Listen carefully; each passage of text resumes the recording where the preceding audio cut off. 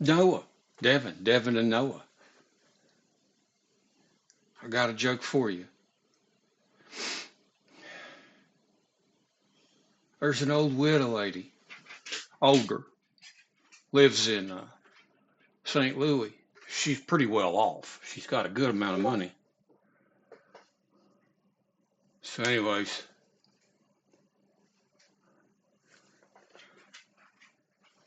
she's dating three men, three suitors. This is back in the old days.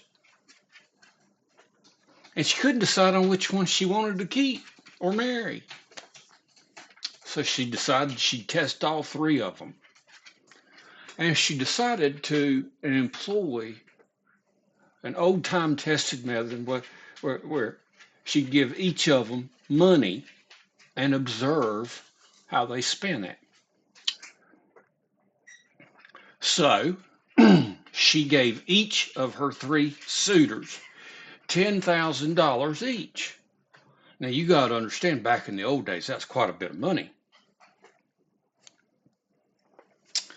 So the first suitor, he took the $10,000 and he put it in the bank at about 4.5% interest. She, okay. Second suitor, he put $5,000 in the bank and he took $5,000 and says, I want this money so that I can take you on the trip of a lifetime. We're going to go to San Francisco. We're going to boat up to Alaska. We're going to see some sights. And oh, what sights we'll see. She thought about that for a little bit, thought that was nice. And so the third one, he took the money and he's like, well, I'm going to invest this money into some low interest bonds, annuities, what have you, that draw about 8% interest, and we're going to make this money grow fast. She's thought about that for a bit. So do you know which one she married? She married the one that was best in bed. Yes, she did.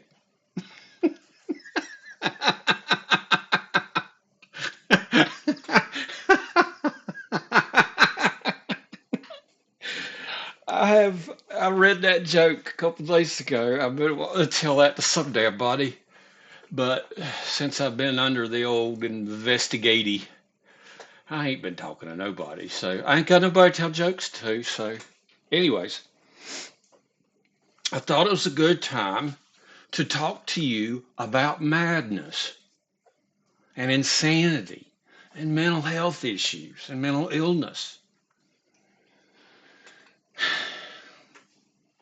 How it's affected me personally. Now, my egg donor, and of course myself, we are descendants from the first woman hanged at the Salem witch trials, or so as I was told. And I was even told the family story that the man that testified against her, now you guys understand, this is all family history stuff. This is probably the one thing I remember. And it scared the hell out of me when I was little. I was really little when I heard this. Apparently, the man had testified against her that apparently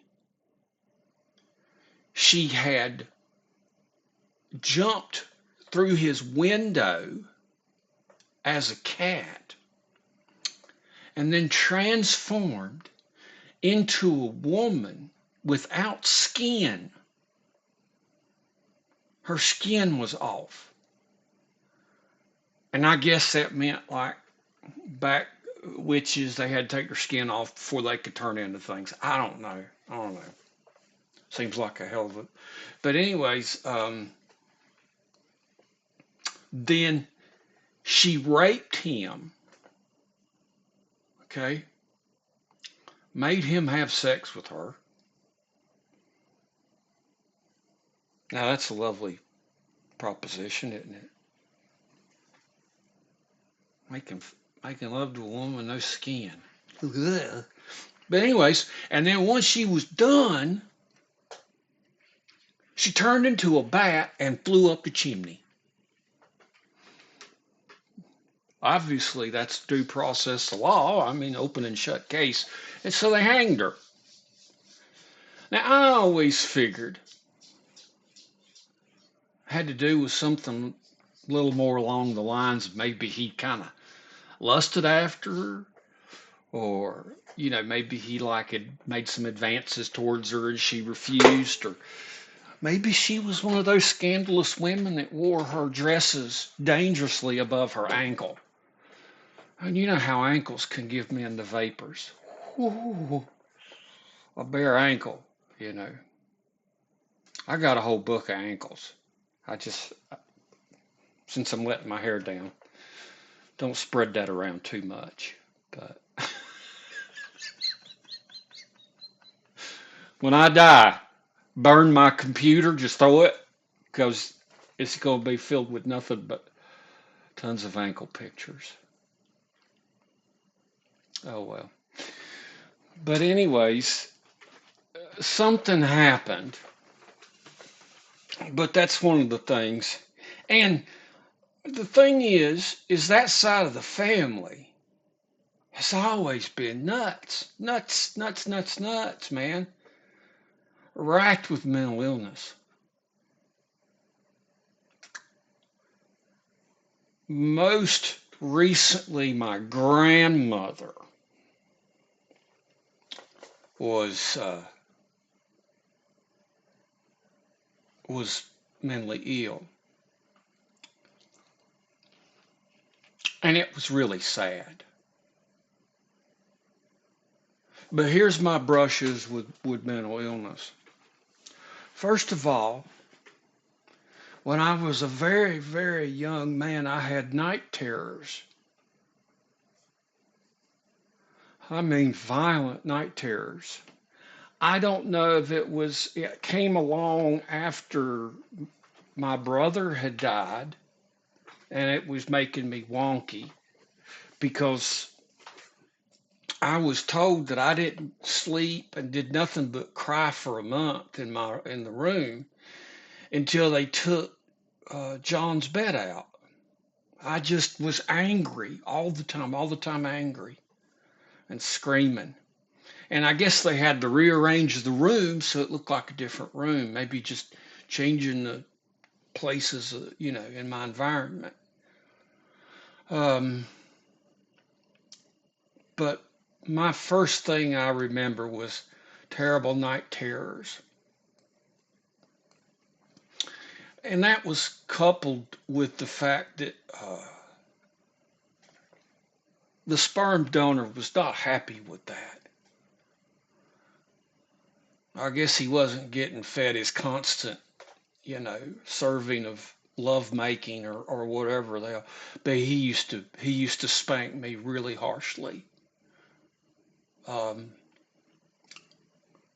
I remember my night terrors, and I'll tell you what scared me about them.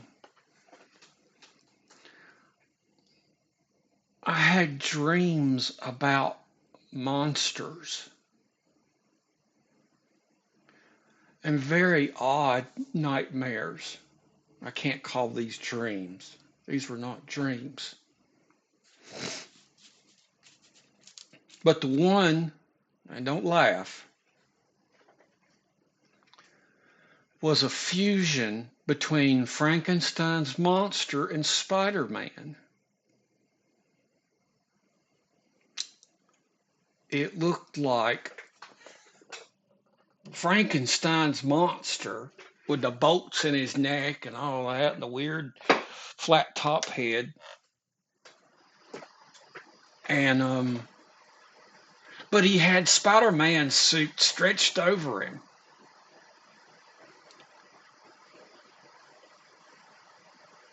And I don't know if it was due to exhaustion or if it was due to just absolute fatigue from fear. But this Frankenstein Spider-Man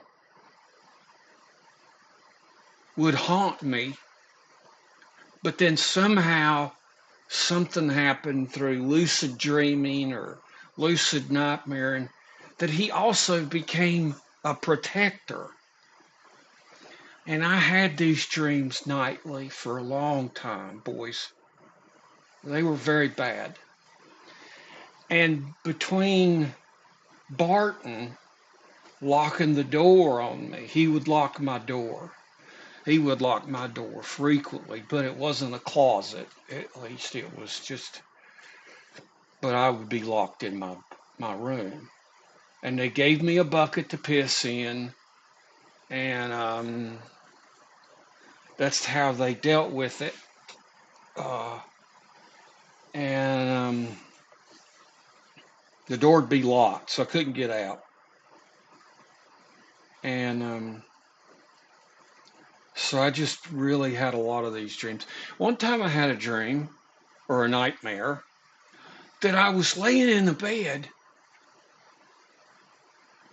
You coming up here? Okay. I had a dream or a nightmare that these two ghoulish figures were standing at the foot of my bed. And the way they were going to take care of me is they had tied these rubber bands to my bed. And somehow they could pull the bed behind me, and they were going to slingshot me out of my bed through the window, and I guess throw me into the road or something. I didn't think that. I mean, it's a weird fucking nightmare, isn't it? So, anyways, it would fling me out through the window. It would break, but I would hang on. I would hang on to the bed, you know, and it'd fling me out the window, and then it'd come back, and it would knock them down. And my night terrors or bad dreams or whatever the hell you wanted to call them always had such a peculiar twist to them.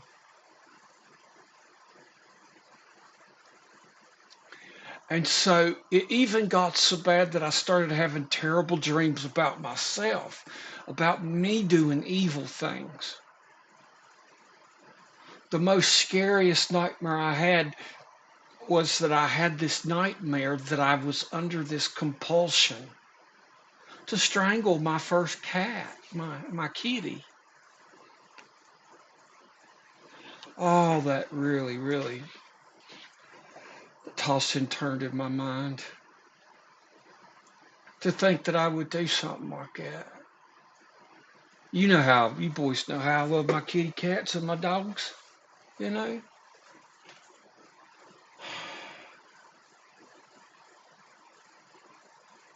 So I guess that's why I didn't want to have kids.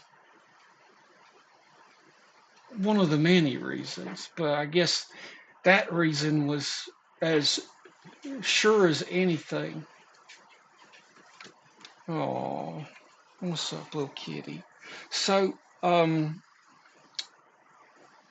didn't want to pass this down. It was a voluntary form of eugenics. I don't know.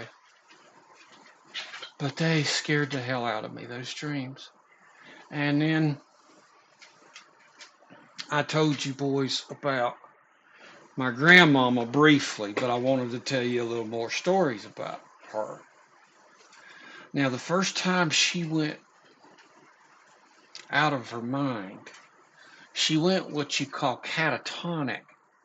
Catatonic is when a person basically is out of it.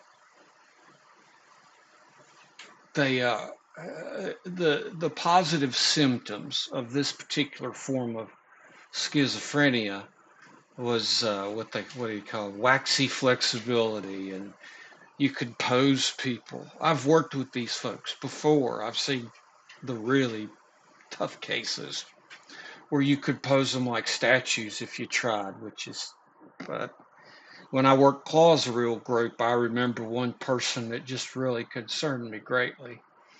And she seemed very nice and very tortured. And sometimes I'd go down the street and I'd see her just standing in the sidewalk, just standing. But anyways, that happened to my grandmother when my egg donor was very young. She was 10, and I would imagine her mother was probably 30 or 32. But I don't think this was her first case. And this happened after Grandpa died, who by all accounts was a man that I probably really wanted to meet. He was a drill instructor in the Marine Corps in like 1911. Could you imagine the Marines? Egg donor told me that he used to talk about the kids getting off the train down there in South Carolina, boot camp for Marines. Oh shit. I'm sorry. I'm cashing out on that. But there's only one place they make a Marine. But he was a drill instructor there. And he had tuberculosis. I think that's right. And then he went to World War One and he got mustard gassed. But he married Grandma and they lived in Florida in Jacksonville. And Jacksonville was a real, by God, tough ass town back then. But he died at 35. I know he played the saxophone. I know he played jazz till his mouth was bleeding, his nose was bleeding. He loved jazz. And I know that Grandmama complained about him going to the bars and smoking the jazz tobacco and hanging out with, wicked, wicked folk, whatever. But anyways, he died. He was 35 when he died. And like I said, by all accounts, I'd love to meet him. But I heard from one of the relatives up north that he was racist as the day was long, but I just don't buy it. I don't buy what they say. But maybe I'm just wishful thinking. Somebody up my family tree's got to not be an asshole. But anyways, so when he died, Grandma checked out. You know what I mean? She was in the bed for 2 weeks. Egg donor was so weirded out by the whole thing. She'd jump on the bed. She'd splash water on her face. And I don't know the whole truth of all this. This is what I was told. But finally, after 2 or 3 weeks, apparently egg donor cussed her out until she finally just like looked at her and said, "Don't you talk to your mother that way." So anyways, they couldn't live down there no more. Mama and a widow lady. So they went up to Jersey. They stayed with family on her mama's side. And apparently, egg donor was treated like a servant. And I don't know how Grandmama was treated, but they'd been in and out of mental institutions ever since, and probably before that, to tell you the truth.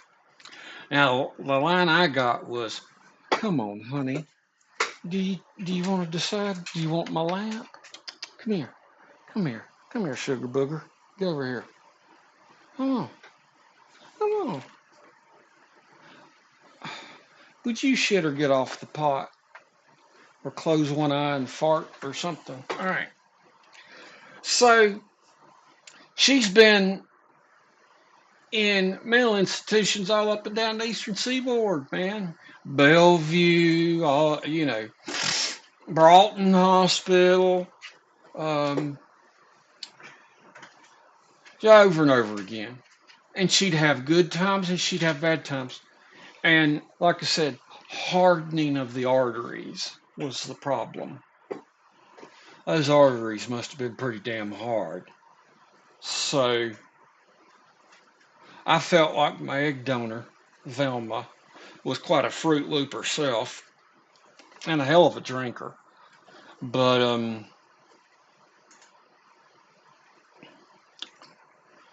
I'd have to go once a month to visit her. And I would hide. I would run off into the woods. I'd hide under the bed. I didn't want to go. I didn't want to go. Didn't want to go. And she dragged my ass down there to see crazy grandma. And she said the god awfulest things. And I don't know why my egg donor did this to me. I'd have never done it to any kid of mine. But she said that she was raped by a black intern. Always, right? Gotta be black, black, black, black, black, racist, racist. And she was gonna have triplets. And one of the babies was gonna be my dead brother born again, reborn. One of them was going to be a black baby, and one of them was going to be Jesus Christ. All right. She'd say the most terrible things. I've never. I mean, she was obviously off a rocker, but she would claim that her food was poison and her water was poison, and I would like.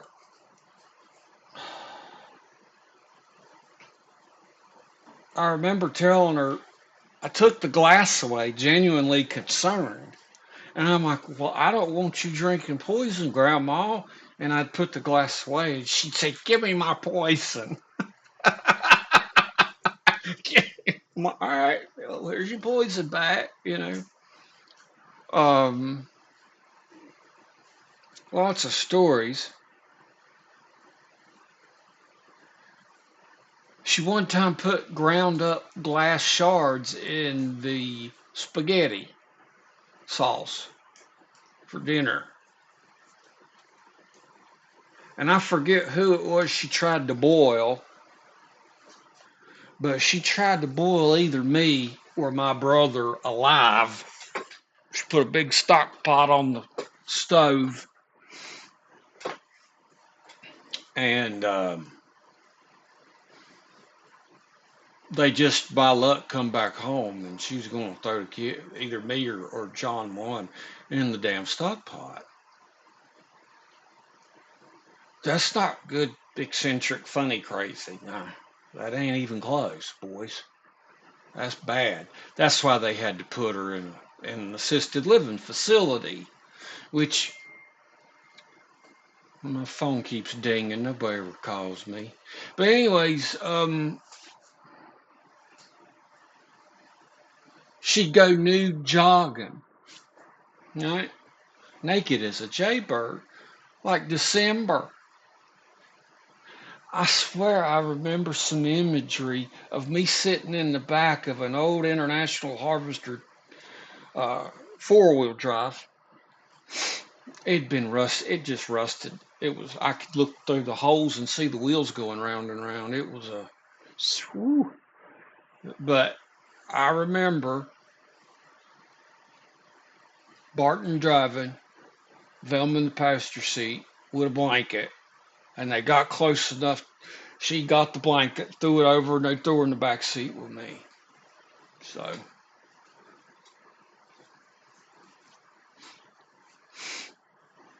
between that and some of my own issues, I did not feel safe having kids.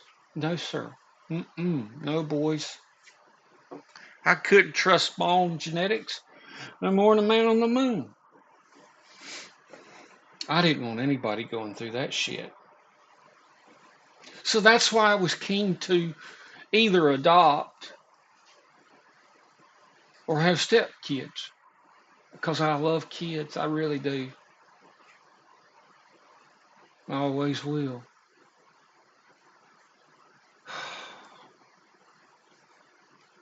Kids will just bring you back to simpler, funner times. Boy, just nothing better.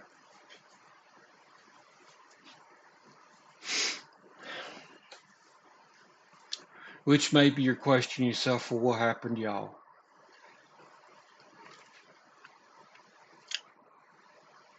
I hope I spent enough time with y'all. I tried. Things started to heat up. Things wasn't going the way I was projecting. And the first time I was out of control. I was typically always in control until I wasn't, but I could always reel it back in. But, and I'm not going to dwell on unnecessary blather about why. This ain't this ain't to talk bad about nobody. This is to tell you guys to share with you about myself. So, but anyway, so in the old, tragic, tired, I don't know what you want to call it, a rut. But I wanted to figure out what the hell's wrong with me. I wanted to know, you know, because I've already experienced a hallucination when I saw the shark swimming when I had spinal meningitis. And I'd been with enough crazy son of bitches in high school because I was the one that hung out with dropouts. And, I certainly had some what you'd call antisocial qualities, I, I imagine. But I went into mental health because I wanted to damn sure figure out what was wrong with me, and I had enough evidence that I could figure out. And probably in my best estimation is I've got some kind of personality disorder, you know, odd and eccentric, I believe is back when I was playing around with that, the DSM-4. Now there's the DSM-5. They just, anything for a buck, but some kind of, it's got to be. But personality disorders are typically unique to the person, you know.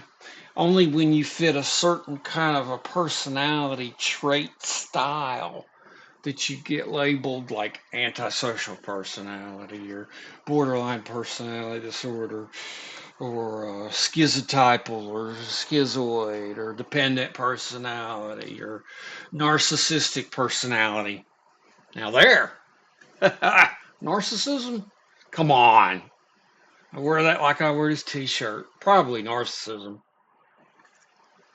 I always did have a healthy sense of self-love, which you can't blame. So, but anyways, I figured out through trial and error that I wasn't ever going to be seeing or hearing things.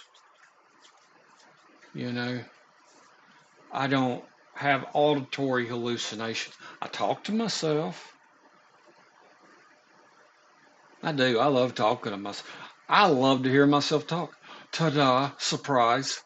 I'm sitting here giving you guys a blow by blow of my whole life.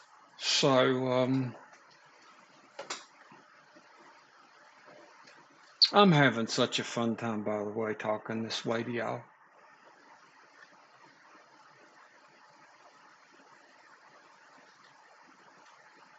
hopefully when we all get together in the near future, maybe we'll understand each other a little bit more, you know? Because now we're in the phase, boys, that I can be your friend. I don't have to lower the boom. I don't have to be that guy that puts you in timeout or makes you go to your room or, whatever that. The world's already lowering the boom on you. I sure as hell ain't going to join in. So that's the funnest part of it. And like a damn thief, I snatched that. I got that. I hope so. Because I want nothing more to be your best friend that I can be and selfless, you know. So, but anywho, I figured out that I didn't want to have kids. I was just short, one step before madness. But I sure didn't know how things were going to go. Now I maybe like, pouring lead bullets. Maybe I got a I don't think so. I don't think my lead levels are bad. They've been tested before. But I poured a lot of lead bullets, boy. Let me tell you. I can pour lead bullets like a champ. Pretty bullets. I know how to do it. I know how to flux the lead. You put me in front of a lead pot. Shit. Another useless talent. But, you know, I'm just afraid of madness. And I guess that's maybe why I've wanted to do that for a living. I wanted to get comfortable with it. I wanted to understand it. I wanted to see how it goes. And if you guys don't believe in therapy, that's fine. If you guys don't think it's worth the shit, that's fine. But at least give me the honor of admitting that I've talked to a lot of people in a lot of serious situations. I have. I couldn't even imagine how many people I've talked to. And getting them to open up, understanding the symptoms. I was really good at it too. I really was. And it didn't bother me. Not like working with sex offenders. That killed me, part of me. But I really had an empathy for the folks that had serious persistent mental illness, SPMI, back in the day. So, anyways, the reason that I'm bringing that up is because you guys will have decisions to make on this.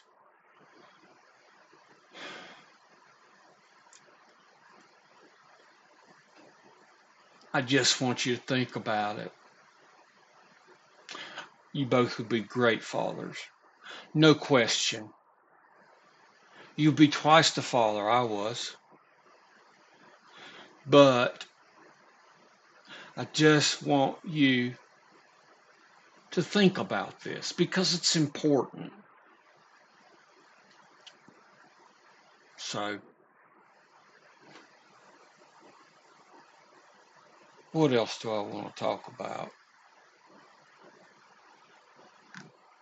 Hmm.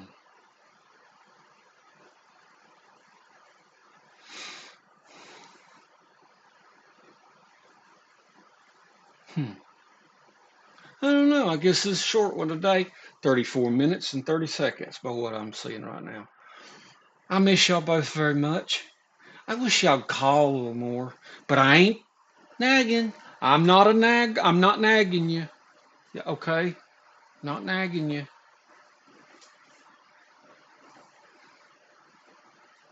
I wish I heard from you every day. So, what do you. I wish I could have been there for y'all's births. I wish I could have been there to hold you. I wish I could have been there to change your diapers. Oh, man. I missed all the dad work, and all I did was get the fun stuff, you know?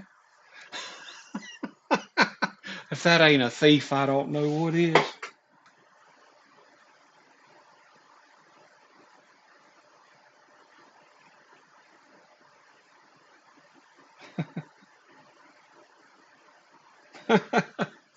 I remember buying you boys crossbows.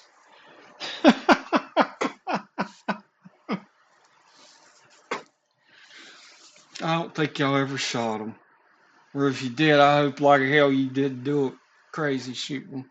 But I didn't know what you. I tried to get y'all stuff. I hope I did good with that. But oh,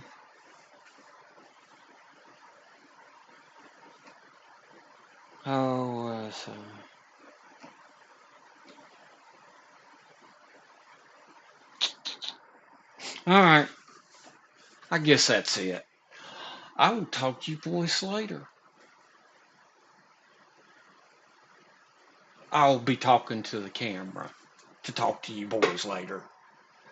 You guys keep kicking ass and stay out of damn trouble. Don't drink too much or not at all. Devin and Noah. It's Wednesday, it's hump day, so hope you're humping on through it. I love you boys. Love you so much.